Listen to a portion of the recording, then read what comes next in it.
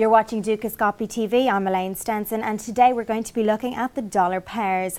I'm joined in the studio now by Jean-François Owczarczak, the Director with Management Joint Trust and Fingraphs. Jean-François, you're very welcome. So the three main banks are going to be meeting later this week. They're expected to keep their interest rates very low, as they have been. What will this mean for the dollar pairs? Well, hello Elaine, thanks for having me back. We're back on our Dukascopy directory on our Fingraphs website. Basically it's a matter of perception, and we're probably going to have a look at the graphics to see what they're telling us at the moment. Okay. I wanted to take the mosaic of all the currency pairs and work through it from a long-term chart, a weekly, down to a 60-minute chart. What we could see is that at the moment most dollar pairs are mostly still in a long-term sideways movement. It's hard to be too decisive in any one direction. Now here we are on the mosaic of the weekly, and here you have in particular euro dollar.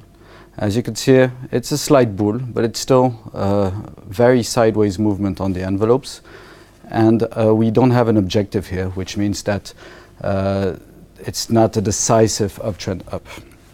On the cable, the long term is still heading down with quite aggressive targets. Similar situation, but the opposite situation on dollar Swiss, with a bear, but also no objectives here, very much a sideways situation, and still quite an aggressive bull on dollar yen. So basically, the recent dollar strength is starting to be reflected, the recent dollar weakness, excuse me, is starting to be reflected in euro dollar and dollar Swiss, but not yet in cable and in dollar yen. Okay. We will have a look at the daily to have a shorter-term view. And what we see here is that you could see this dollar weakness being represented by a change of trend on the euro dollar. It's still very early stages, but envelopes are now heading up. But it's not the case yet on cable.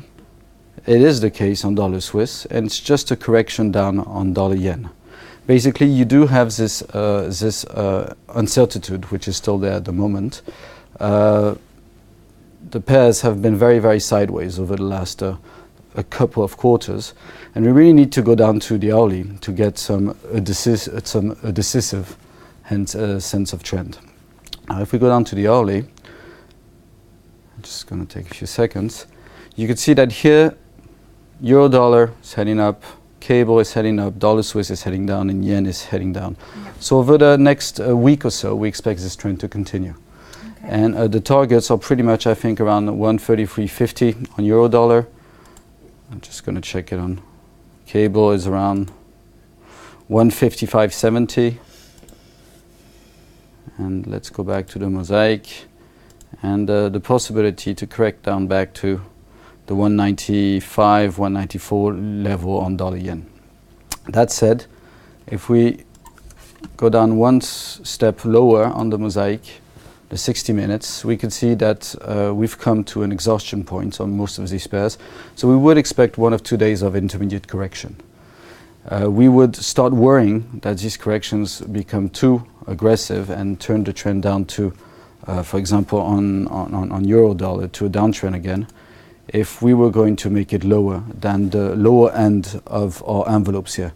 So that's around 132. So as long as you stay above 132, we would respect the trend that we have on the hourlies, and our next targets are around 133.50.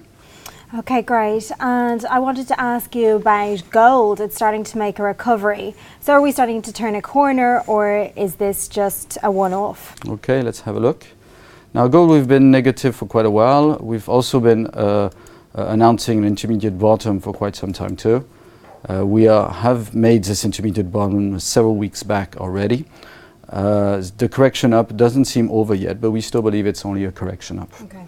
And so if you see here, on our weekly charts, the trend is still heading down and still has some way to go in terms of time and objectives. But we do see quite a lot of stress with the risk index here in the green and the envelopes touching each other. So currently, period of stress, rebound, intermediate bottom. Now if we go to the dailies, we could see that we were also in very stressed situations with the risk index well in the green and the envelopes touching each other. The objective targets heading down had been done. We are now in a correction up. It's not strong enough to turn the trend yet, but at the moment it is a correction up, which we could well see on the hourlies. And we believe that over the next couple of weeks, there's probably enough potential to make it above 1400 and up to 1422 here. Great. Okay, what were the main reasons for the sudden turnaround in gold?